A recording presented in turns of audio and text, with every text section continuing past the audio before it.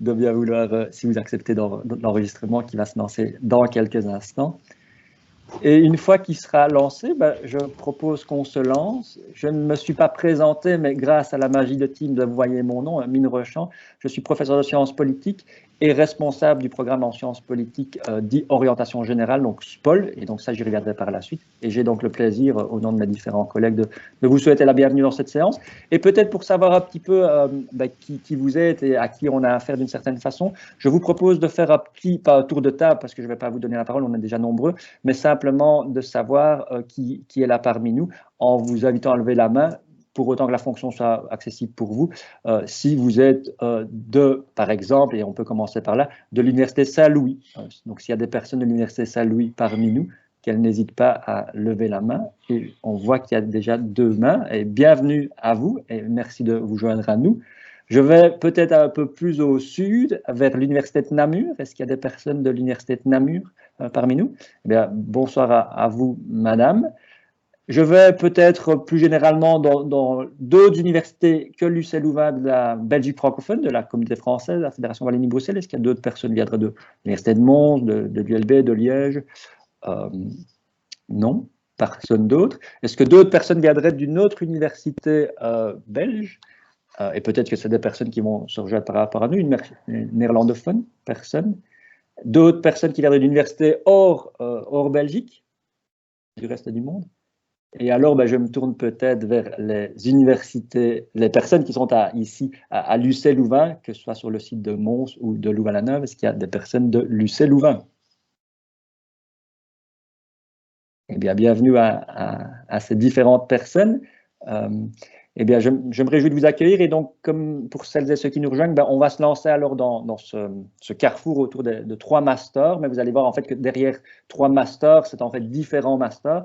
Mais sans plus attendre, je propose de directement laisser la parole pour les masters en administration publique et en particulier aussi les masters sur le site de Mons à Stéphane Moison. Stéphane, la parole est à toi.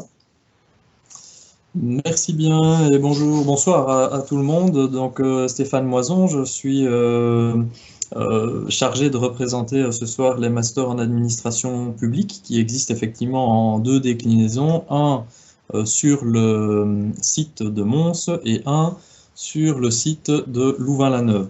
Alors, je vais vous les présenter oralement et puis je montrerai l'outil qui permet d'en savoir plus sur le site de l'école. Peut-être que le lien vers l'école, d'ailleurs, peut être ajouté par l'un ou l'autre d'entre nous sur le fil de conversation. Mais donc, s'agissant du master en administration publique, donc, qui vient à côté du master en relations internationales et du master en sciences politiques, dont il sera question dans un instant, je voudrais vous parler d'abord des contenus. Finalement, quels sont les types de cours auxquels vous allez être exposés, confrontés pendant le programme donc, de 2 ans, puisqu'il s'agit d'un master 120. Eh bien, il s'agit évidemment de cours de sciences politiques avec des approfondissements en sciences politiques. Puis, à titre plus essentiel, je dirais, au sens qu'il y en aura plus, des cours dans 2 volets de l'administration publique, le management public d'une part et l'analyse des politiques publiques d'autre part. Le management public d'une part, qu'est-ce que c'est? Eh bien, c'est finalement l'étude du fonctionnement des organisations publiques, leurs interactions, la gestion des ressources humaines, la stratégie, le contrôle interne, des questions qui finalement se posent dans les organisations privées, mais qui se posent aussi dans les organisations publiques dans des termes un tout petit peu différents. Et finalement, c'est un peu cette spécificité qu'on cherche à mettre en lumière au travers des cours. Des cours aussi, je le disais, 2e branche, de l'analyse des politiques publiques. Ça, finalement, c'est la question des organisations publiques en action. Que fait le secteur public pour résoudre, par exemple, une crise sanitaire, pour résoudre la question du changement climatique ou les questions environnementales? Que font les organisations pour résoudre les problèmes sociaux, etc., etc. Il existe des outils d'analyse et d'évaluation des politiques publiques, de comparaison aussi des politiques publiques pour déterminer si ces actions en matière d'environnement, de société, etc., eh bien, sont pertinentes, efficaces, efficientes dans leur conception, dans leur mise en œuvre, etc., etc. Et ça, c'est le 2e grand volet, je dirais, de l'administration publique. À côté de ces 2 grands volets, vous avez quelques cours d'approfondissement, plus ou moins selon les options que vous choisirez en relations internationales, sur l'Union européenne, en politique comparée aussi, que finalement on va emprunter pour certains aux autres masters, dépendamment finalement de vos sensibilités. Et enfin, deux, je dirais, domaines d'expertise importants pour un diplômé en administration publique, les finances publiques d'une part, et le droit public, le droit administratif en particulier d'autre part, sans oublier bien sûr le mémoire sur un sujet qui vous passionne, qui retient votre attention, éventuellement en interaction avec le stage. Le stage qui est la dernière composante du master et qui est un élément sur lequel on pourra revenir peut-être un petit peu plus tard. Deuxième élément sur lequel je voudrais revenir dans le cadre de cette présentation sur le master en administration publique, c'est les nuances, les différences entre le programme offert à Mons et le programme offert à Louvain.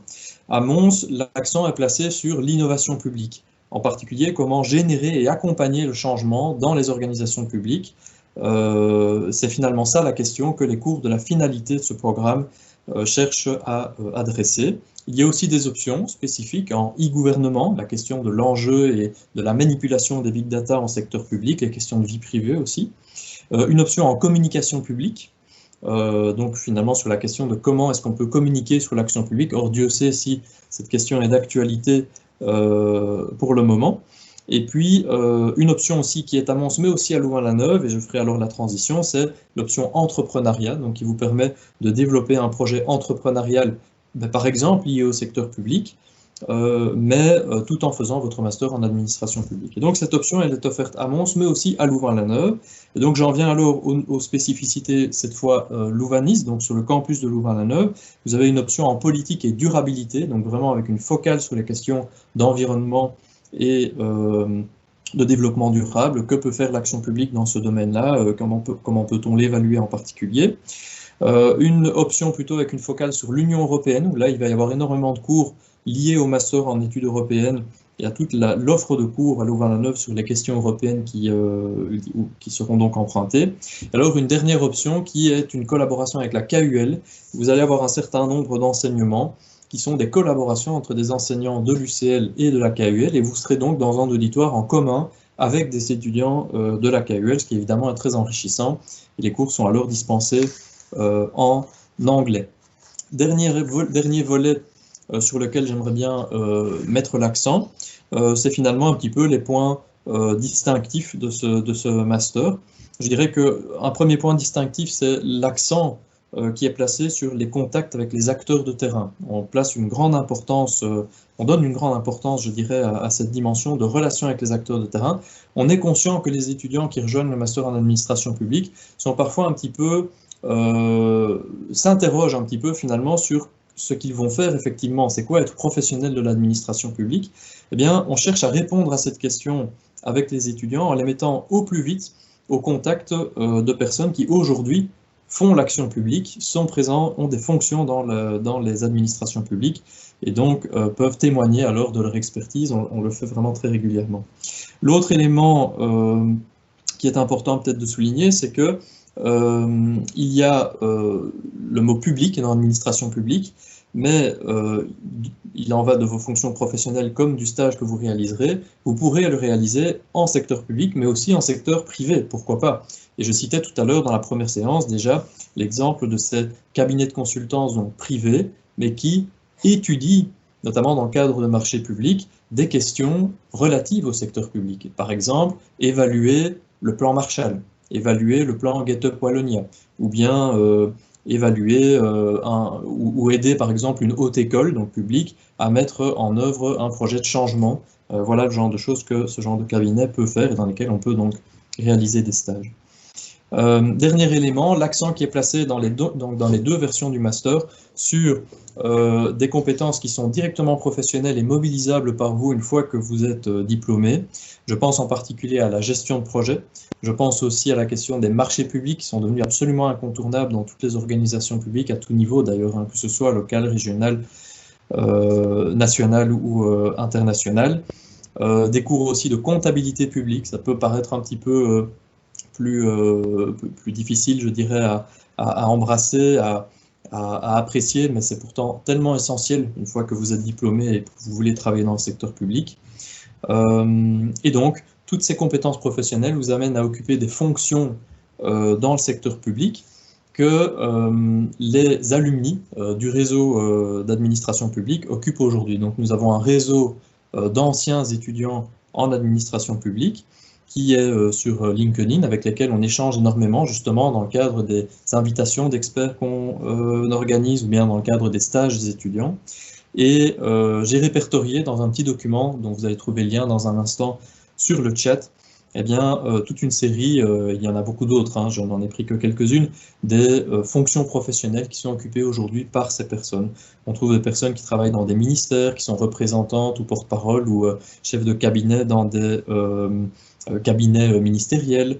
Vous avez des personnes qui travaillent dans la communication, qui travaillent plutôt dans le domaine juridique, qui travaillent dans le domaine financier, au niveau national, local, international, etc., etc. Donc beaucoup de variétés en fait, plus de variétés qu'on peut le penser spontanément une fois qu'on a terminé ce diplôme. Et puis voilà, je vais en rester là pour le master en administration publique. Mine Rechamp le mentionnait à l'instant, il y a effectivement une offre en sciences politiques et en relations internationales à Mons, mais je pense que mes deux collègues qui sont beaucoup plus spécialisés dans ces deux thématiques pourront en toucher un mot par ailleurs, et puis s'il y a des questions complémentaires, j'y répondrai bien volontiers. Voilà, j'en reste là et je mets donc dans le chat le petit lien dont je vous parlais à l'instant. Merci beaucoup de m'avoir écouté, de m'avoir donné la parole. Merci beaucoup Stéphane. Et avant de donner la parole à un second collègue, Tanguy Streuil, pour celles et ceux qui nous rejoignent, donc on est dans un moment ici où on explique les différents masters. On vient d'expliquer par Stéphane Moison les masters en fait en administration publique. On va passer au master en relations internationales maintenant avec Tanguy Streuil. Il est tout à fait possible de poser dès maintenant des questions dans le chat et n'hésitez pas, on a déjà mis une série de choses.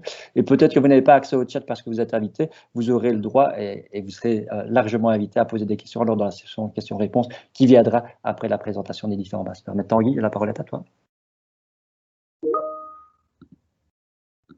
Merci. J'essaie de partager l'écran. Ça n'a pas l'air de fonctionner pour l'instant.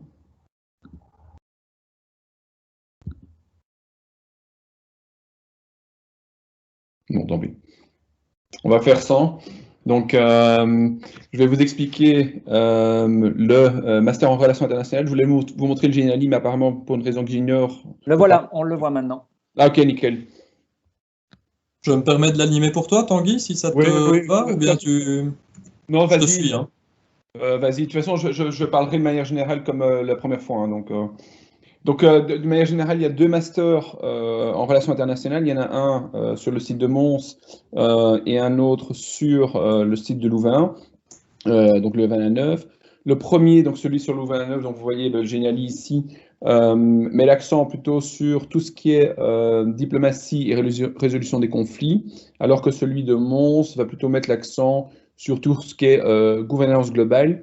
Cela étant, c'est plus un choix d'orientation et on pourra y revenir plus tard. Cela étant, les compétences et les débouchés sont quasi les mêmes et c'est quand même là-dessus que je reviendrai dans un instant.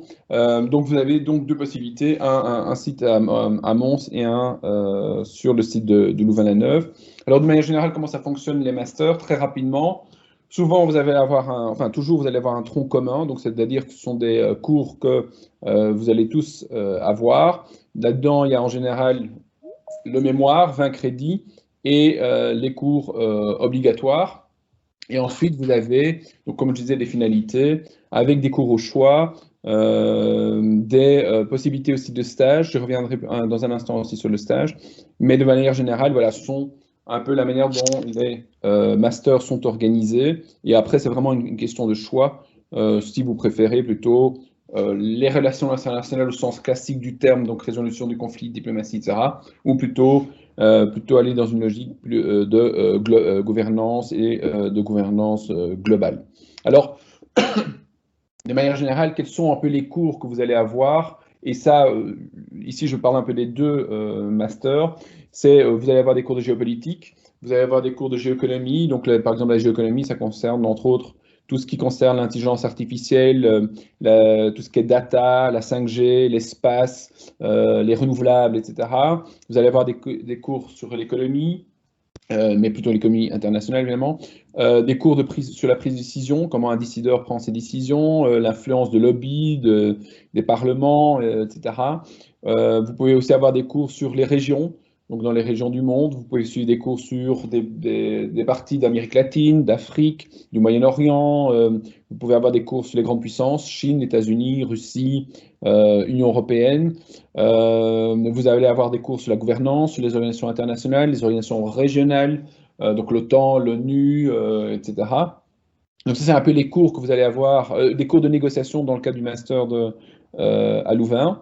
Et donc ça sont un peu les cours que potentiellement vous pouvez avoir sur les deux sites, mais les cours, comme je disais, de plus relations internationales au sens classique seront plutôt sur le site de Mons.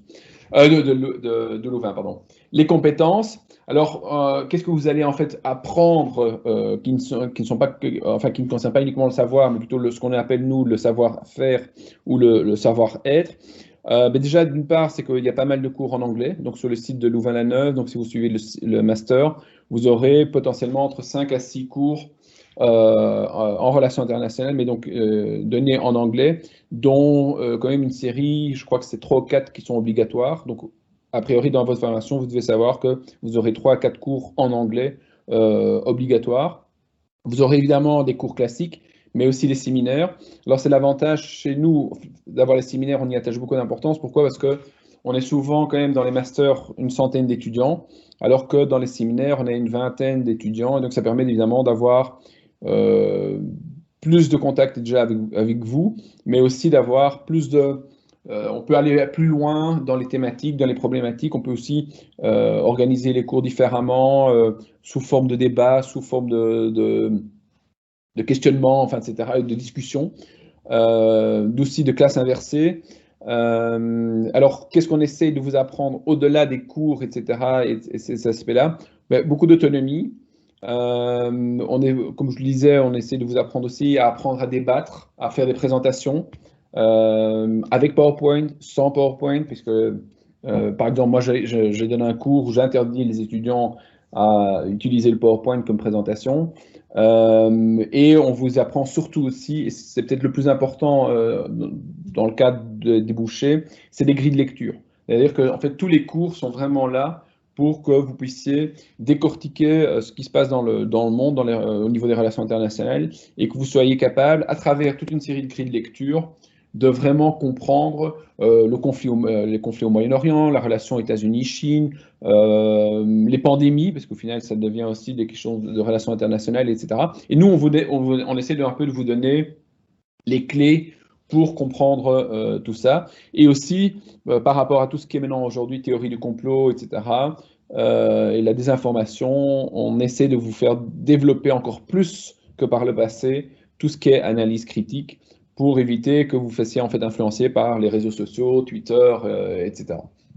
Alors les débouchés, il y en a beaucoup, contrairement à ce qu'on pourrait croire, parce que souvent quand les étudiants font les relations internationales, ils vont plutôt partir dans une logique de faire une carrière dans la diplomatie ou les affaires étrangères.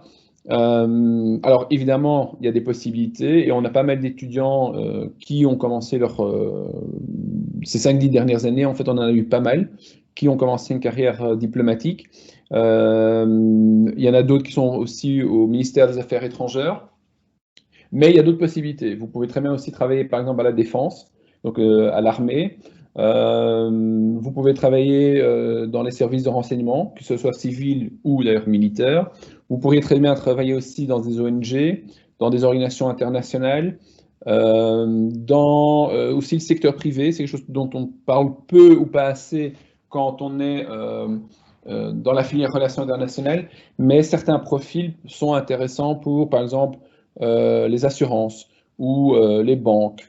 Donc ça, c'est aussi des métiers où on voit des gens qui ont eu des formations de relations internationales qui se retrouvent dans ces secteurs. Et puis, il y a aussi un secteur où on voit pas mal d'anciens étudiants être présents, c'est dans tout ce qui est lobby.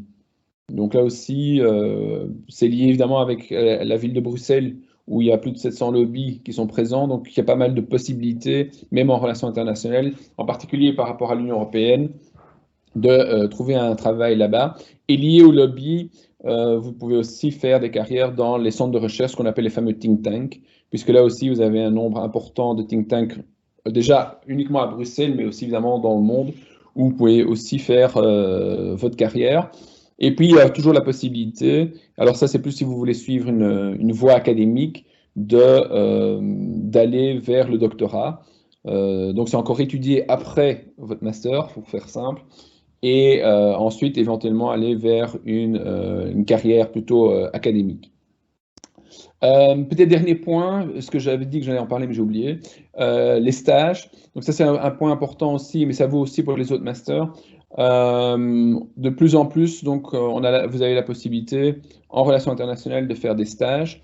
Et donc là, il y a aussi, j'y reviendrai peut-être dans les questions, mais il y a moyen d'aller faire des stages dans les organisations internationales, dans les ambassades, à l'étranger, etc. Et le grand avantage, ça permet en fait de voir le lien entre les cours et on va dire la vie pratique. Et il y a de plus en plus d'étudiants qui font des stages. On est certainement autour de 50% d'étudiants aujourd'hui qui font des stages chez nous, enfin pas chez nous, mais dans notre formation. Et en général, les retours sont très positifs parce que c'est vraiment des stages où les étudiants apprennent des choses, doivent travailler en autonomie et puis peuvent commencer à voir si ce genre de carrière peut éventuellement leur plaire ou non. Donc voilà, donc ça c'est un peu de manière générale, en quoi consiste le master de relations internationales. Je vous ai plus parlé celui de Louvain, parce que je suis responsable du programme pour celui de Louvain, mais la logique est la même par rapport à celui de Mons. Merci beaucoup Tanguy, et pour celles et ceux qui nous auraient rejoints dans l'intervalle, donc n'hésitez pas à poser des questions dès maintenant dans le chat. Il y aura aussi un moment de questions-réponses. Avant ça, je vais dire quelques mots par rapport au master en sciences politiques dit orientation générale, les masters SPOL, et aussi il y aura 3 témoignages, et je vois d'ailleurs qu'Alexandra a pu se rejoindre à nous. Donc Alexandra, dans quelques minutes, la parole sera à toi avec 2 autres témoins. Mais dans l'intervalle, je profite pour partager à nouveau mon écran et vous emmener à nouveau sur le site de l'école PSET, donc l'école des sciences politiques et sociales. Nous y voilà. Et donc là, vous allez effectivement voir l'ensemble de l'offre des masters, donc, qui est non négligeable, comme vous pouvez le voir, avec beaucoup de choses qui sont similaires et quelques différences. Au niveau des masters en sciences politiques, si on clique dessus, je vais vous parler non pas de 1 master, de 2 masters, de 3 masters, de 4 masters, mais bien de 5 masters en fait différents, avec en vert des masters qui sont à Louvain-la-Neuve et en bleu dans quelques instants, des masters qui sont donnés sur le site de Mons. Un premier master sur lequel je reviendrai davantage, c'est le master 120, mais donc ça j'y reviens. Un deuxième master, il y a un master 60 en sciences politiques. Je vais y revenir aussi brièvement, mais ce sera utile parce que je pourrais faire la distinction entre le master 120 et le master 60. Et un master sur lequel je ne vais pas m'attarder parce qu'il ne s'adresse pas nécessairement au public qui est présent ce soir, c'est un master 60 qui peut se faire entièrement à distance, qui vise plutôt des personnes qui sont déjà lancées dans une carrière professionnelle, souvent qui ne sont pas en Belgique. Et donc ça, c'est un master qui a repris aussi pas mal d'engouement, qui a connu pas mal d'engouement en raison des circonstances qu'on connaît bien. Et donc je ne vais pas en parler davantage. Évidemment, si vous êtes intéressé, si vous connaissez des personnes qui sont intéressées, n'hésitez pas à les renvoyer vers nous, mais je n'en dirai pas plus ce soir. J'en arrive alors sur la couleur bleue au master 120 et 60 en sciences politiques qui sont donnés sur le site de Mons, avec une particularité assez importante, c'est que ces masters sont donnés en jour pour le master 60, mais aussi et surtout, ils sont donnés en horaire décalé, c'est-à-dire qu'ils sont donnés après journée, et ça peut intéresser certaines personnes, donc ça c'est quelque chose qui est important. S'il y a des questions spécifiques par rapport au master sur le site de Mons, Stéphane Moison en touchera avec plaisir un mot, et il peut aussi être contacté. Ça me permet à ce stade-ci alors de faire la distinction entre les masters 120 et les masters 60. Typiquement, pour des personnes qui, comme la plupart d'entre vous, sont en train de terminer un bachelier en sciences politiques ou dans des domaines connexes, que ce soit la socio-anthropologie, sciences humaines et sociales, voire même le droit. Peut-être que certains d'entre vous viennent de Namur via le droit et il y a un accès direct dans les masters en sciences politiques. C'est le master 120 qui est le master de référence, c'est le master sur 2 années, c'est celui qui typiquement est celui qui est fait après un bachelier. C'est véritablement le master de référence. Mais il y a effectivement aussi un master 60 en sciences politiques. La différence est évidemment le nombre de crédits et donc le nombre d'années d'une certaine façon. Donc ça, c'est un élément à prendre en compte. Et il faut savoir aussi par rapport à ça, c'est que typiquement, c'est un master complémentaire à en fait un autre master. Et là, on accueille beaucoup d'étudiants qui ont fait un master, par exemple, en journalisme, par exemple, en traduction, par exemple, en droit, qui viennent compléter leur formation. Donc, ce n'est pas a priori des étudiants qui ont fait un bachelier et qui continuent dans le master, mais donc c'est bien des étudiants qui viennent d'autres disciplines que les sciences politiques. Un élément qui d'ailleurs est visible quand on regarde un petit peu le contenu du Master 60, c'est que le tronc commun du Master 60, le Master 60 est en fait composé du tronc commun des masters en administration publique, en relations internationales et en sciences politiques. Ça montre vraiment que c'est une introduction finalement à la science politique au niveau du master et que les autres Masters 120, eux, sont vraiment des masters davantage orientés de spécialisation. J'en arrive donc et je clique dessus alors sur le Master 120 ici en vert à Louvain-la-Neuve, avec 4 grandes dimensions qui sont chacune assez intéressantes, mais qui amènent à des objectifs un peu différents. Une première dimension, c'est la dimension approfondie. Approfondie, en fait, c'est un terme décrétal, ça peut sembler un peu bizarre, tout comme l'appellation orientation générale, qui est un terme décrétal, mais là, on est bien sur un approfondissement des sciences politiques. C'est typiquement un master qui mène à la recherche, mais en fait, les autres masters, tout master 120 peut amener à la recherche. Mais c'est vrai que lorsqu'on regarde le contenu, il y a une dimension plus fortement en matière de compétences méthodologiques avec un stage orienté recherche. Et donc là, c'est une volonté de préparer d'une certaine façon plus fortement avec un bagage au niveau recherche. Deuxième finalité dans le cadre du master 120, c'est la finalité didactique. Et ça, typiquement, c'est celle qui va vous mener à une carrière, ou en tout cas à pouvoir enseigner dans l'enseignement secondaire supérieur, typiquement les cours de sciences sociales. Et donc là, il y a plusieurs étudiants chaque année qui se dirigent là. Et c'est un nombre qui est en hausse d'année en année d'une certaine façon, avec vraiment des vrais éléments d'engagement par rapport à la société et par rapport à la formation en sciences sociales qu'on peut donner dans l'enseignement secondaire supérieur. Et donc là, avec évidemment des stages dans des écoles, typiquement, ça c'est au travers de la finalité didactique. On a alors 2 finalités spécialisées, plus typiquement, entre guillemets, Sciences Po, et ces 2 finalités qui sont assez uniques en Belgique, francophone et néerlandophone, mais aussi d'une certaine façon un peu dans le monde. La première est une finalité en politique belge et comparée, qui vise véritablement à former des analystes de la politique dans une perspective comparée, à la fois des spécialistes de la politique belge, et donc pour travailler notamment dans des cabinets, pour être des conseillers politiques, mais aussi surtout pour avoir du recul et d'avoir un regard finalement du niveau très local au niveau international, en passant par tous les niveaux de pouvoir, dans une perspective véritablement de compréhension fine de politique comparée. C'est dans le cadre aussi de ce master-là en particulier qu'on trouvera la dimension un peu sociologie politique, pour lesquelles il y a un certain nombre de cours que vous avez pu avoir jusqu'à présent. Donc c'est dans cette dimension-là qu'on va vraiment étudier les comportements politiques.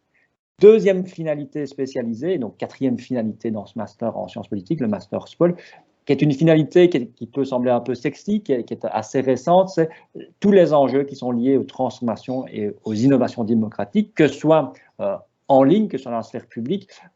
Et donc là, c'est véritablement un enjeu, que ce soit aussi dans les entreprises d'une certaine façon, et ici aussi du niveau local au niveau international. Donc ça, c'est quelque chose qui plaît à un certain nombre d'étudiants.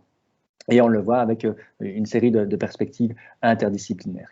Dans toutes ces finalités, on le voit pas nécessairement de manière explicite, mais il y a à chaque fois un stage de recherche pour la finalité approfondie, un stage de spécialisation dans les autres finalités. Et donc ça renvoie assez fort à la structure qu'on peut connaître dans les différents masters. Avant que je n'embraye et que je conclue sur 3 éléments un peu distinctifs de ce master par rapport à d'autres masters, je m'arrête sur ce petit avion ici en haut à droite, qui est la dimension internationale. Et ce que je vais dire est vrai pour les différents masters, c'est que en venant dans ces différents masters, vous avez l'opportunité de fortement internationaliser votre parcours au travers, évidemment, d'échanges Erasmus assez classiques d'une certaine façon, et donc un peu partout dans le monde, et surtout dès que les frontières vont se rouvrir, ce sera nettement plus simple. Et donc là, il y a une vraie volonté par rapport à ça. mais aussi au travers de stages qui peuvent se faire tant en Belgique qu'à l'international, et ça vaut pour les différents masters, mais aussi, et c'est une spécialité un petit peu liée à ce master en particulier, mais qui est possible aussi dans les autres, avec des possibilités dorénavant qui sont en train de se mettre en place de codiplomation, en particulier avec le Canada. Il y a un accord avec l'Université d'Ottawa qui a été signé, il y en a d'autres qui sont en préparation, et donc là, l'idée, c'est de passer une année en Belgique et une autre année au Canada. En lien avec ceci, et c'est le premier élément un peu distinctif du master en sciences politiques, et même si c'est aussi présent dans d'autres masters, et on le voit au travers du nom de finalité, c'est que le master en sciences politiques, il est avec des cours à moitié en français, à moitié en anglais. Ça peut sembler un peu stressant pour des étudiants belges francophones, mais on sait l'importance de l'anglais et l'importance aussi de pratiquer cet anglais à l'oral, mais aussi à l'écrit, et donc d'avoir des cours dans la discipline, c'est aussi un élément important, en sachant qu'un grand nombre de débats qui se font au niveau européen, au niveau international, même au niveau belge, se font de plus en plus en anglais et que des enjeux se travaillent de plus en plus en anglais. C'est la volonté qui est derrière ce choix d'avoir des cours en français, mais aussi des cours en anglais.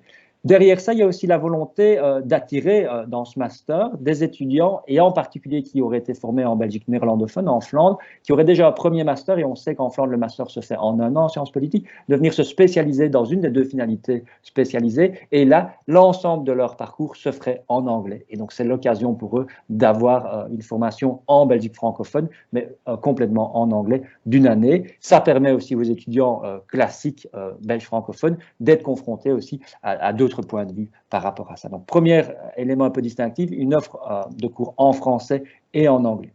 Deuxième élément distinctif, et ça peut faire un peu sourire parce que c'est un petit peu, ça pourrait être vu comme un signe de non-succès, c'est que c'est un master qui attire peu d'étudiants, ou en tout cas qui est composé de quelques étudiants, donc on parle de 5 à 10 étudiants par finalité. Mais ça a un avantage non négligeable qui est vraiment de pouvoir chouchouter d'une certaine façon les étudiants, puisqu'on peut profiter de cette petite taille avec des séminaires à 5 et 10 étudiants. Il y a véritablement des interactions fortes qui peuvent être menées avec un accompagnement quasi individualisé en fait de chaque étudiant. Ça plaît à un certain nombre d'étudiants.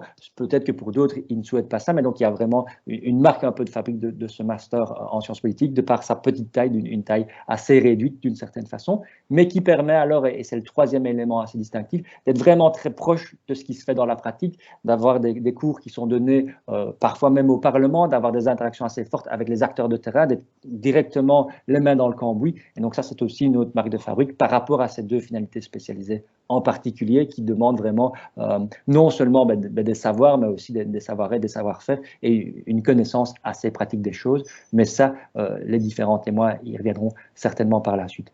Donc voilà quelques éléments par rapport au master en sciences politiques. C'est le moment qui est peut-être le plus intéressant, en fait, c'est de laisser alors la parole à des étudiants actuels, des étudiants qui ont déjà terminé. Et je vais alors me tourner vers un premier d'entre eux, qui est Noé Dress, qui va parler des masters en administration publique. Et alors, Noé, je vous laisse la parole. Bonjour, on me reçoit bien? C'est parfait, merci. Je peux partager un truc? Moi, j'ai un truc à partager, je sais pas si... Ouais, voyez si vous avez l'autorisation de le faire, mais a priori, si c'est ouais, on me voit. On le voit très bien, oui, tout à fait. Nickel. Donc voilà, donc moi c'est Noé, donc bonsoir à toutes et à tous. Master en administration publique, moi je suis en Master 2. Et donc comme vous, il y a 2 ans, j'étais un peu... je venais d'avoir mon diplôme de bac et je me demandais un peu quoi faire. Donc j'avais d'abord prévu de m'orienter vers les sciences politiques, orientation générale. Je m'étais dit que c'était un peu la suite logique au final. Mais en me renseignant, je me suis dit que c'était pas c'était pas ce que je voulais en fait. J'avais l'impression que c'était assez orienté sur la recherche et du conceptuel, mais peut-être que le professeur Cochamp me fera mentir. Donc c'est l'impression que j'ai eue. Et en regardant un peu tous les autres masters, je me suis dit tiens, pourquoi pas administration publique. Et en épluchant, je me suis rendu compte que c'était vraiment ça. Donc, ce qui m'a fait choisir le master, c'était surtout 2 choses. Donc, c'était premièrement le large choix de cours et d'options qu'on m'offrait. Et donc, ça peut aller de la pure science politique à des cours de fonctionnement sur l'Union européenne, des cours de management public, de droit, d'économie publique, j'en passe. Et moi, j'avais aussi cette option à la KUL qui me plaisait vraiment bien, qui permet de parler en néerlandais. On sait combien c'est important. Et voilà, donc première chose. Et deuxième chose, c'était l'optique diplôme et emploi, je vais dire. Donc, moi, de base, j'ai un peu une volonté de travailler dans le secteur public. Je me destine à faire ça. Et depuis un petit moment, je me dis que ça me conviendrait vraiment bien. Et plus précisément, j'aimerais bien aussi évaluer des politiques publiques, voir l'efficacité du fonctionnement des entités publiques. Et je me suis dit, est-ce que ce serait pas intéressant pour moi de déjà mettre des outils dans ma sacoche lors de mon master. Donc, c'est principalement ces deux choses-là qui m'ont fait choisir le master en administration publique. Et de fait, donc, j'ai pas été déçu. Et là, je vais vous présenter un peu les plus que j'ai trouvé dans le master. Donc, c'est cette multidisciplinarité d'abord qui m'avait attiré de base, en fait, et toujours avec ce focus sur l'action publique. Donc, on touche vraiment à tout, mais aussi, je vais dire, il y a l'avantage qu'on rentre quand même dans les choses en profondeur. Donc, c'est pas parce qu'on va voir dans beaucoup de choses qu'on reste en surface. Mais ça, vous aurez sûrement l'occasion de vous en rendre compte par vous-même l'année prochaine pour ceux qui vont choisir le master. Je mettrai aussi une mention toute spéciale en fait, à l'acquisition d'une certaine méthode de travail. Donc, je suis en plein dans la rédaction de mon mémoire et je me rends compte vraiment qu'il y a certains cours qui, au travers des travaux qu'ils donnent et de la matière qu'ils enseignent, qui enseignent un peu à rédiger le mémoire. Et ça, c'est vraiment un plus dont on ne se rend pas spécialement compte sur le moment, mais le moment venu d'écrire le mémoire, qui est quand même une grosse étape du master, à ce moment venu, on se rend compte de l'utilité. Donc, deuxième chose, c'est une mobilité internationale assez excitante. Donc, il faut savoir que le master en administration publique, ils font partie d'un réseau qui s'appelle EMPA, c'est toutes des universités vraiment de grande qualité qui touchent à l'enseignement de l'administration publique. Donc, j'ai malheureusement pas eu la chance de partir en Erasmus pour les causes que vous connaissez sûrement tous. Mais voilà, c'est vraiment quelque chose de super excitant. Il y a des super destinations et je vous invite à vous renseigner. Ça peut être une très très belle ligne sur un CV, je pense. Troisièmement, dans les plus, je mettrais la relation avec les profs. Donc, c'est vraiment des profs super disponibles et même encore plus depuis le Covid, j'ai l'impression. Donc, ils sont vraiment super accessibles et il y a une relation qui se crée. Bon, peut-être pas de là à faire des high five comme sur la photo, mais voilà, il y a vraiment une relation assez spéciale qui se crée. Et pour exemple, moi j'ai fait mon stage auprès d'un des professeurs, le professeur Christian de Vicher, pour ceux qui sont à Louvain, qui connaissent peut-être. Et c'était vraiment super, super enrichissant d'être à son contact, quoi. Et sur ce point-là, je crois que la taille de l'auditoire joue aussi pas mal. Donc on est vraiment très, très peu. Je dirais en Master 2, une quinzaine. Donc ça fait qu'on connaît bien les profs, qu'on se connaît tous entre nous, et ça crée vraiment une super ambiance. Et dernier point sur lequel je mettrai l'accent, c'est le master offre vraiment une fenêtre sur le monde du travail. Donc pour ceux qui sont un peu stressés par leur insertion professionnelle plus tard, je crois qu'il n'y a vraiment pas de souci à se faire. Donc ça, c'est vraiment un gros atout dont je ne me serais pas douté de base, mais en fait, il y a beaucoup de cours qui sont orientés sur des choses concrètes qu'on peut être amené à faire plus tard dans le cadre de notre métier. Je pense par exemple rédiger une note politique, rédiger un rapport d'évaluation, ou bien comme le professeur Moison l'a mentionné, vraiment très concrètement, en ce moment, on a un cours qui nous montre toutes les phases de l'élaboration d'un projet. Et je crois que c'est vraiment important, puisque dans beaucoup d'endroits, pour le moment, on fonctionne par projet, quoi. Et sur ce point-là, je mettrais aussi qu'il y a vraiment un très très gros lien avec tous les acteurs de terrain et des alumni donc, qui travaillent pour le moment dans le secteur public et dans le secteur privé, qui donnent un peu des tips pour réussir des concours d'accès à la fonction publique, qui disent comment rédiger un CV, qu'est-ce qu'il faut dire en entretien, toutes des choses comme ça. Donc voilà, là, pour le coup, c'est vraiment un très très gros plus du master. Et d'expérience pour en parler avec des amis, je pense que c'est pas le cas dans tous les masters. Donc voilà, ça c'était pour le master en administration publique. Donc maintenant, dans le temps qui m'était imparti, j'ai pas eu le temps de tout dire. S'il faut une petite information, il y a mon adresse student qui s'affiche ou un petit message Messenger, je suis dispo, je vous répondrai avec grand plaisir et en espérant que ça vous donne envie de venir faire ce master qui est vraiment super, super enrichissant. Merci beaucoup Noé, et restez, enfin si vous avez encore le temps, restez bien avec nous, puisque dans la séance de questions-réponses, peut-être que certaines questions vous arriveront directement, et en tout cas, n'hésitez pas à intervenir par la suite. Bien sûr. J'arrête le partage. Hein. Oui, parfait. Et sans plus attendre, alors je donne la parole à Sébastien Cudas, s'il est avec nous. Oui, est-ce que vous m'entendez? On vous entend parfaitement. Ah, et on vous écoute. Parfait. Par contre, vous êtes... Ah, voilà. On vous voit parfaitement. Parfait. Bonjour à tous et à toutes. Moi, je m'appelle Sébastien Cudas, donc je suis étudiant en Master 1 en Relations internationales. Je suis donc loin d'avoir fini, contrairement à notre précédent intervenant. Du coup, je vais vous parler de mon expérience, moi, au niveau du Master en Relations internationales, dont l'appellation complète, si je ne dis pas de bêtises, est le Master en Sciences politiques, orientation, diplomatie, relations internationales et résolution de conflits. De prime abord, en fait, donc étant en première, donc étant rentré cette année, j'ai vraiment eu le sentiment de me retrouver dans ces cours. Je viens d'un bachelier en sciences politiques que j'ai passé ici à Louvain-la-Neuve, que je suis en train de finir, au fait, vu qu'il me reste 2 cours. Et sincèrement, je pense que ce master m'a offert absolument tout ce que je recherchais au niveau des relations internationales et de la science politique de manière plus générale. J'ai toujours voulu aller vers quelque chose qui m'offrait l'opportunité autant de rencontrer des gens que d'apprendre comment le monde fonctionnait en tant que tel. Et sincèrement, avec le peu de cours que j'ai eu jusque maintenant du Q1, j'ai déjà l'impression sincèrement que ma vision des choses a changé. Ça m'a offert un grand bagage au fait, théorique et aussi pratique, vu les différents travaux de recherche que j'ai pu faire avec certains groupes. Et sincèrement, ce master, je le trouve très complet. Surtout dans la continuité d'un master qui touche un peu en sciences politiques, que ce soit dans la continuité d'un bachelier, que ce soit un bachelier ou une mineure. Je trouve que c'est vraiment une continuité qui semble logique. On a beaucoup plus de profondeur dans les cours.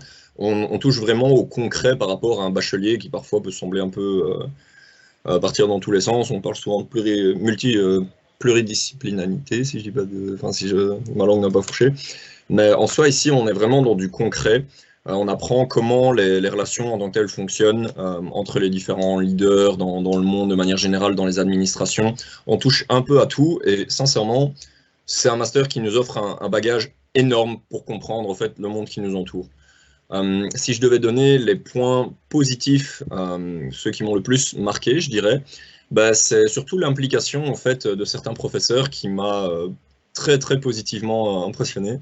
Il y a beaucoup de professeurs en fait, qui sont passionnés par ce qu'ils font, donc on se retrouve face à des gens qui non seulement s'y connaissent, mais en plus aiment faire ce qu'ils font. Ça pourrait sembler logique, mais on a tous eu le cas d'un professeur qui parfois n'était pas le plus investi dans son cours, mais ici, sincèrement, depuis le début, j'ai croisé que des gens passionnés qui me donnent envie de me renseigner encore plus. Quand je rentre chez moi des cours, j'ai envie de sortir mes livres et de... encore apprendre plus sur le peu qu'on m'a offert. Je dirais aussi qu'au niveau du master en tant que tel, il y a beaucoup de travaux de ce que j'ai vécu jusque maintenant. Et je ne sais pas si c'est exactement ce que les gens recherchent dans un master en tant que tel, mais moi, ça me passionne sincèrement, parce que ça nous oblige à au fait, à prendre les devants de nous-mêmes et à rechercher justement le petit élément qui va faire que on va avoir envie de se lancer sur un sujet en particulier. J'ai déjà parlé beaucoup du sujet de mon mémoire à certaines personnes, et dans le master de relations internationales, c'est très très large. On peut traiter de toutes les questions, surtout avec le bagage qu'on a. Et du coup, c'est aussi un plus à ce niveau-là, c'est qu'on peut se diriger, mais comme vous l'avez vu, comme notre professeur l'a présenté juste avant, dans les différentes opportunités qui nous sont offertes à la fin de notre master. C'est large, c'est très très large, on peut construire soi-même son métier, et personnellement c'est quelque chose que j'ai toujours recherché, donc je me suis totalement retrouvé là-dedans. Je n'ai pas malheureusement de PowerPoint préparé, mais je peux vous mettre aussi mon adresse mail dans le chat, là tout de suite, au cas où quelqu'un aurait des questions ou aimerait avoir un peu plus de détails sur le déroulement en tant que tel du master ou autre, sur l'expérience qu'on en vit en tant qu'étudiant. Mais voilà, j'espère que mon petit ressenti vous a permis de peut-être vous retrouver dans votre manière de voir les choses ou autre. Mais voilà, ce sera tout pour moi. Merci beaucoup Sébastien, et vous aussi restez bien connectés si vous avez encore quelques minutes pour la séance de questions-réponses. Et alors je me tourne vers notre troisième et dernière témoin, Alexandra Talbot. Bonjour à tous. Du coup, oui, je suis Alexandra Talbot et en fait, moi, j'ai terminé mon master l'année dernière en juin. Et du coup, oui, je vais vous parler de mes deux années que j'ai passées en master de sciences politiques, orientation générale. J'ai préparé aussi un petit PowerPoint. Bon, il n'est pas très extensif, mais je pense que ça peut déjà faire l'affaire. Donc, du coup, pour vous expliquer, en fait, moi, j'ai choisi l'option Belgian and Comparative Politics. En fait, la raison toute simple, c'est que j'avais eu un cours de bachelier en Comparative Politics que j'avais vraiment adoré et du coup, je n'avais vraiment qu'une envie, c'était de continuer sur cette voie-là. Euh, C'était la raison principale pour laquelle j'avais choisi ce master. Mais en faisant le master, je me suis rendu compte de plusieurs choses. C'est que vraiment, ce master-ci est hyper riche en expérience, entraide, écoute et apprentissage. Donc, en fait, comme Noé l'avait déjà expliqué avant, ça c'est valable pour les masters ATPU et Sciences Po Orientation Générale.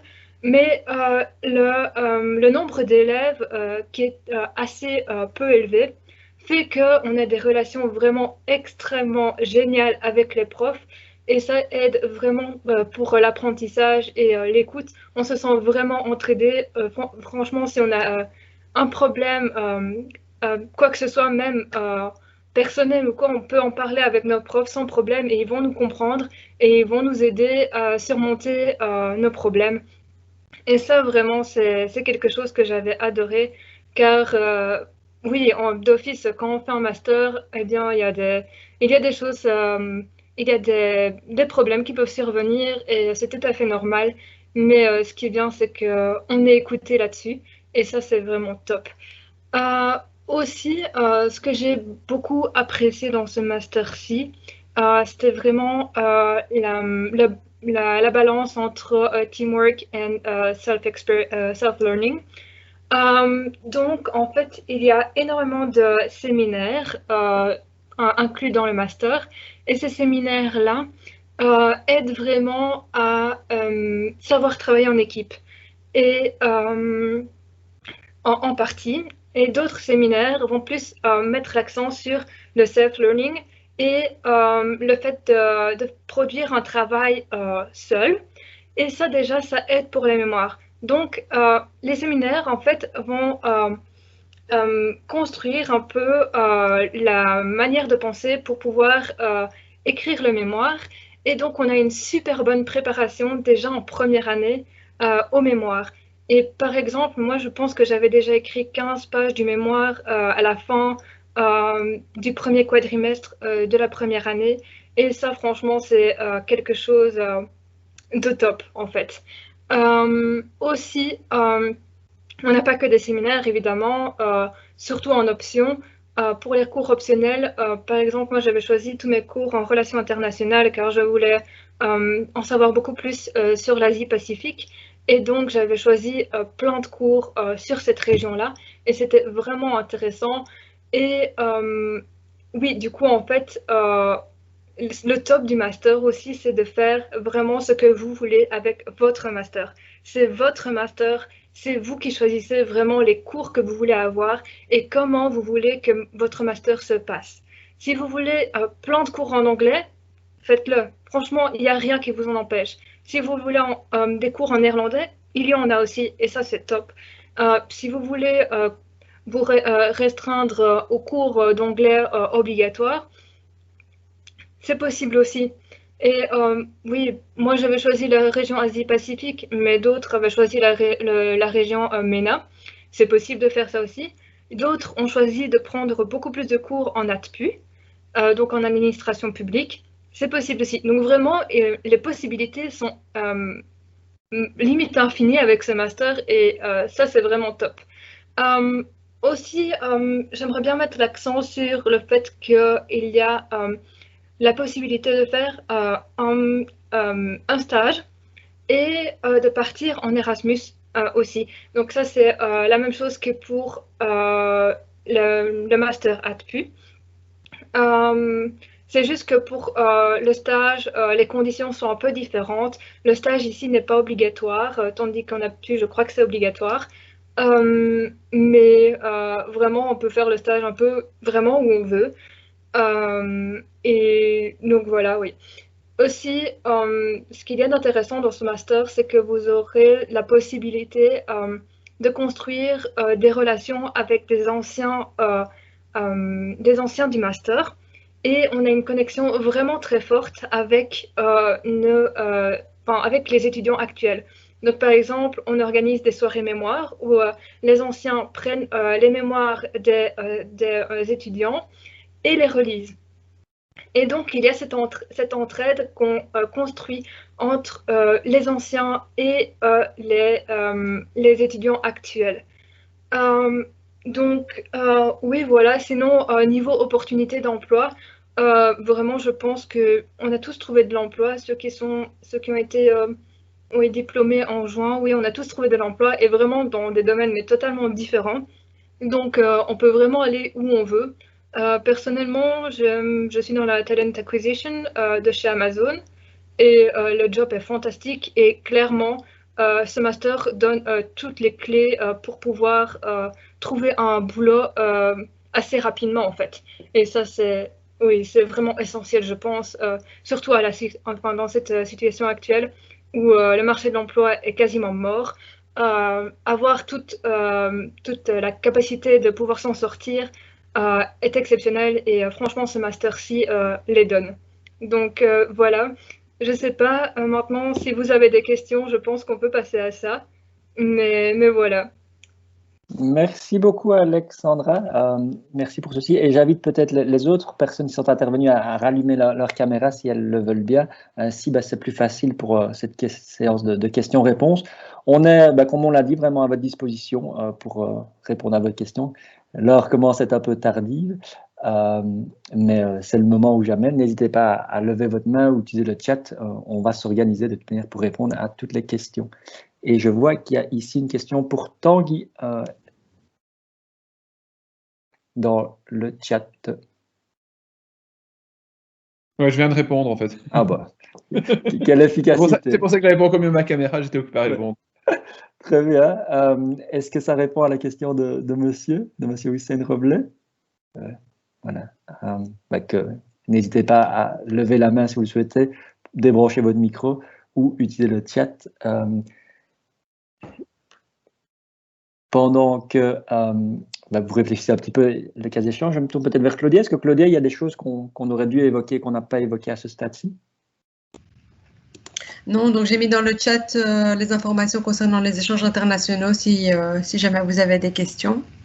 Et si jamais dans le courant de la soirée ou même demain ou après-demain, vous avez des questions qui vous viennent à l'esprit, n'hésitez pas à m'envoyer un email. Je vais d'ailleurs l'écrire dans le chat et je soumettrai aux personnes concernées.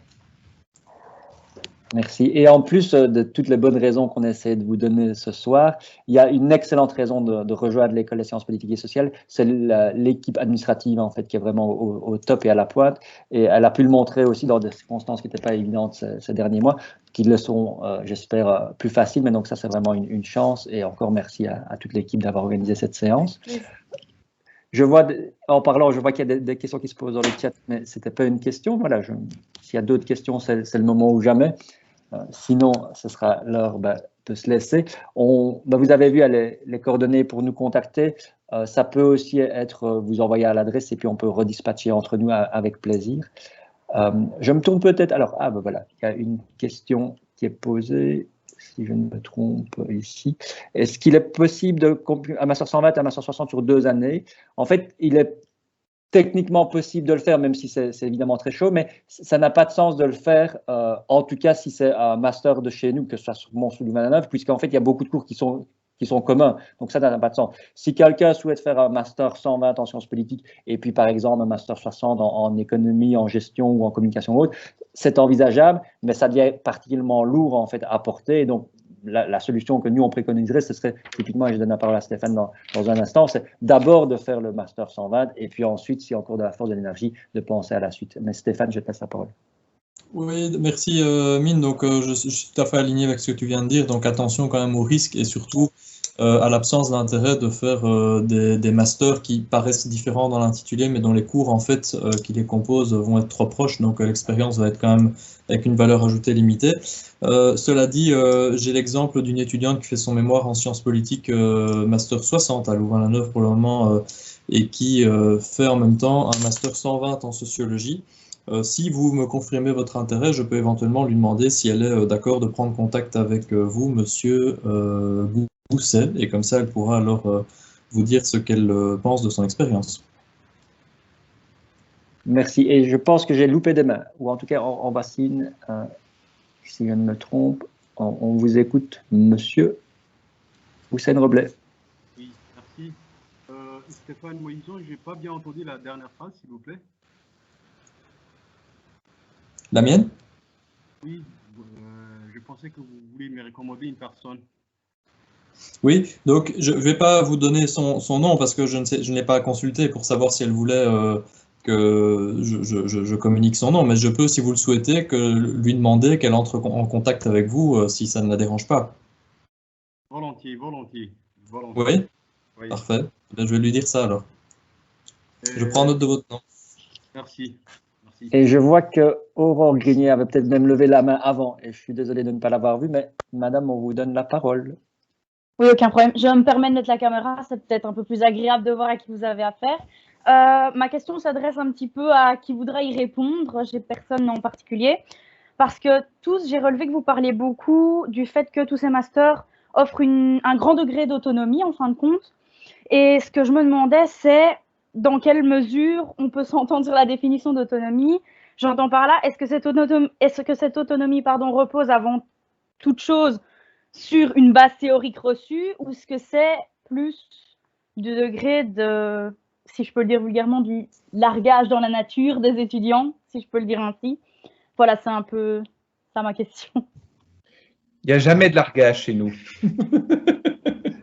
Et peut-être qu'elle est mieux placée pour y répondre, c'est notre trois témoins. Je ne sais pas si on suit l'ordre, mais si peut-être Noé peut prendre la parole et puis on ira chez Sébastien puis chez Alexandra. Ouais, je ne suis pas sûr de répondre totalement à la question, mais en termes d'autonomie, ouais, je crois que c'est d'office une qualité à avoir quand on finit un master, je crois.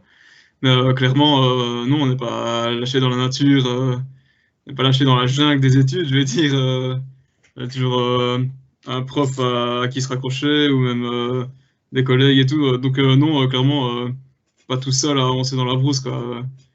Enfin, moi, c'est comme ça que je le ressens. Je pense que l'aide, elle est là d'office, que ce soit l'équipe du secrétariat, les professeurs, n'importe qui, en fait. Donc, autonomie, je veux dire oui, mais on n'est pas perdu, quoi. Merci. Je vais rebondir sur ce qu'a dit Monsieur Dress. En soi, on n'est pas largué, loin de là. On a toujours quelqu'un, comme il a si bien dit, vers qui se tourner. Les professeurs sont très ouverts au contact, parfois informel sur Teams. Ça m'est arrivé de sonner à des professeurs et de juste discuter pendant 15-20 minutes d'un sujet que j'avais pas bien compris du cours. Et puis on déviait sur, ah tiens, comment ça se passe, le lockdown et tout. Il y a toujours ce contact qu'on peut aller chercher nous-mêmes. Et de manière générale, on a toujours, dans tous les cas, quelque chose à faire, en fait, entre guillemets, que ce soit des travaux ou que ce soit simplement le fait que, bon, c'est aussi un peu ma vision personnelle, mais je considère que quand on est étudiant en master, on doit aussi construire notre futur métier et donc pas seulement se contenter d'aller en cours et de faire nos devoirs, mais aussi se renseigner, aller trouver des informations, peut-être s'investir dans différentes choses. Maintenant, je suis peut-être un cas particulier puisque j'ai fait mon bachelier ici et donc ça fait 4 ans maintenant que je m'investis dans des activités extrascolaires. Je ne sais pas si ce sera le cas de tous celles et ceux qui aimeraient s'inscrire à un master à l'école PSAD, mais c'est clair que oui, on a beaucoup d'autonomie, mais on a aussi beaucoup de soutien, même si parfois il faut aller le chercher de nous-mêmes, ça c'est clair. Merci. Oui, bien, ce que Noé et Sébastien ont dit est totalement vrai. Même si on a beaucoup d'autonomie, même s'il y a beaucoup de self-learning, t'es pas seul. Franchement, t'es pas seul. Déjà, tu auras tes collègues à toi qui pourront t'aider. Et puis, vraiment, les professeurs sont là pour toi. Et ça, c'est vraiment génial. Tu peux aller les chercher. Tu peux aller vers eux vraiment quand tu veux, quand tu te sens perdu. Et franchement, c'est rare quand c'est le cas, mais si c'est le cas, vas-y. Mais non, on n'est pas perdu, franchement, ça non. Même s'il y a beaucoup d'autonomie, ça c'est vrai. Aurore, tu es en sciences politiques ou en communication ou quoi à Namur pour le moment? Oui, en fait, je suis à Namur, mais ce qui se passe, c'est que par rapport à votre... Je peux te tutoyer ou... Ouais, vas-y. Ouais. Par rapport à ta situation, en fait, moi, j'ai actuellement... je suis en transition avec la réforme que toi, tu n'as pas connue, donc, qui consiste du coup... enfin, ils appellent ça le learning by doing, en gros. Donc, qui consiste à essayer d'intégrer plus de pratiques et donc une certaine autonomie aussi. Et ce qui me fait un peu peur, c'est que moi, je suis un peu donc dans les débuts de cette réforme qui donc est quand même encore assez bancale. Et parfois, ça se ressent fortement au niveau des consignes, au niveau de ce qu'on attend de nous. Même en parlant entre nous, entre étudiants, parfois on se demande vraiment ce qu'on attend de nous, en fait, tout simplement. C'est pas toujours très, très clair, etc. Et donc, c'est un peu ça qui me fait peur, en fait. C'est que je suis d'accord pour l'autonomie, mais parfois, il faut quand même une base de théorie au départ. Je veux dire, on ne peut pas attendre de moi que je devienne experte dans un sujet que je ne connais ni d'Ève ni d'Adam du jour au lendemain, entre guillemets. Voilà, c'est plus ça que je voulais dire, oui. Mais là, je vais juste dire un tout petit truc, je vais parler pour moi, mais pour avoir fait aussi le bac à Namur, là, et où on était aussi plus ou moins le même nombre en bac, je trouve que c'est quand même beaucoup plus maîtrisé, je vais dire, à Louvain, un peu plus encadré, si je peux dire, et sans vouloir dénigrer, entre guillemets, Namur, mais c'est un peu une... je vois quand même une différence, en tout cas. Je sais pas si Alexandra pourra dire la même chose ou pas, mais... Non, moi je suis pas d'accord. Ok, voilà, donc c'est vraiment... Je parle vraiment personnellement, mais... Oui, mais après, moi, j'étais pas là lors de la réforme. Je crois que j'ai quitté le bachelier 1 an avant la réforme. Et donc, il n'y avait pas ces 10 crédits chaque année où vous devez faire un travail personnel. Il n'y avait pas ça. Donc, voilà, moi, j'ai une super bonne expérience à Namur et franchement, j'ai adoré mon bachelier. Et ouais, non, enfin, voilà, si je peux parler pour moi, j'ai même plus adoré le bachelier que le master. Mais... Enfin, j'ai adoré aussi le master, hein, voilà, mais le bachelier était genre au-dessus, quoi. mais je peux comprendre le fait que tu aies peur pour l'autonomie, du coup, mais n'aie pas crainte, franchement, les consignes sont claires, vraiment, ça c'est sûr et certain. Et il y a une base théorique, ça c'est sûr et certain aussi. D'accord, merci beaucoup à tous en tout cas. Avec plaisir, est-ce qu'il y a d'autres questions? Il ne faut pas hésiter, mais je vois que Saïd Hussein Roblé a la main levée. Oui, merci professeur, pour tous les professeurs qui ont fait des belles présentations. En fait, je reviens sur ma question. Oui, j'ai compris que voilà, je pourrais avoir l'opportunité d'intégrer le SPF Santé publique, mais je suis un peu encore confus de choisir entre l'option administration publique et relations internationales. Pour vous donner un bref résumé de mon parcours, j'ai déjà un parcours antérieur de médecine. Je fais maintenant sciences politiques à Saint-Louis, je vais finir cette année. Et là, je fais en parallèle un master en santé publique. Et là, je voulais faire, comment dirais-je, un parcours dans le domaine de la gestion, la planification, l'organisation en santé. Et là, je me disais lesquels choisir entre l'administration publique et les relations internationales. Et puis plus tard, est-ce que dans le SPF Affaires étrangères, il y a un département qui se charge pour gérer la coopération sanitaire, ou bien la santé publique, elle est plutôt adaptée en faisant l'administration publique. Donc, je suis un peu dans ces magmas et là, j'étais un peu perdu. Lesquels choisir entre les deux options? Alors, si je peux rapidement répondre, moi, je conseillerais l'administration publique et ensuite encore faire le master complémentaire humanitaire. Alors évidemment, c'est encore un truc en plus, mais l'avantage à ce moment-là, c'est que vous avez tout ce qui est gestion, etc. par rapport à l'administration publique. Et le master, c'est quoi encore, Claudia? C'est le nom, le master complémentaire, c'est humanitaire quelque chose, j'ai oublié. Santé publique, santé publique. Voilà. Santé publique? Ouais. Tu parles de quel master? J'entends pas. C'est le master santé publique que je prépare en parallèle de mon bachelier en Sciences Po.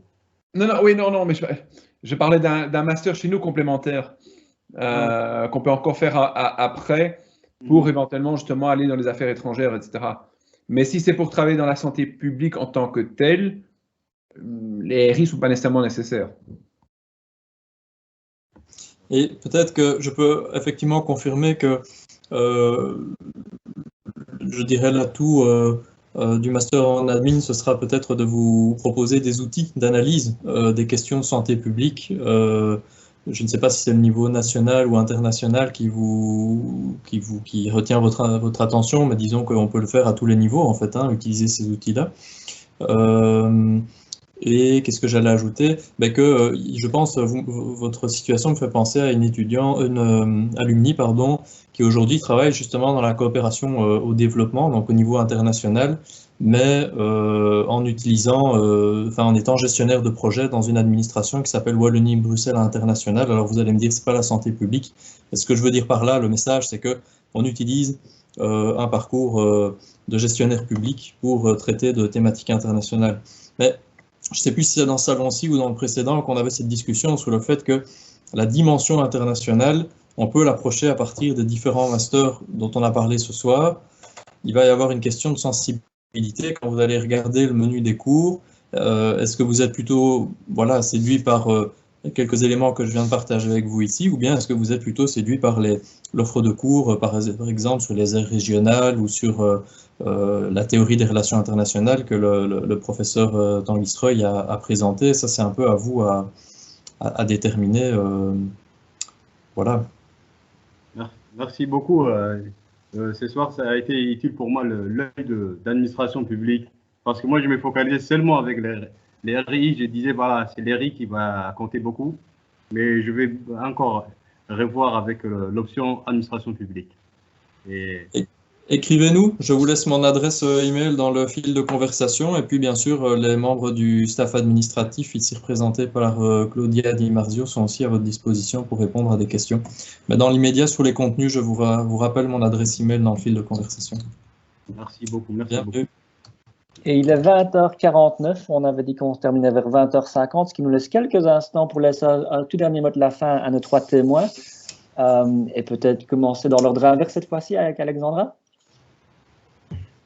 Oui, du coup, moi, ce que je vous conseille, c'est vraiment de choisir ce qui vous tient à cœur. Le master, c'est une ligne sur le CV, donc autant choisir cette ligne qui vous convient le mieux.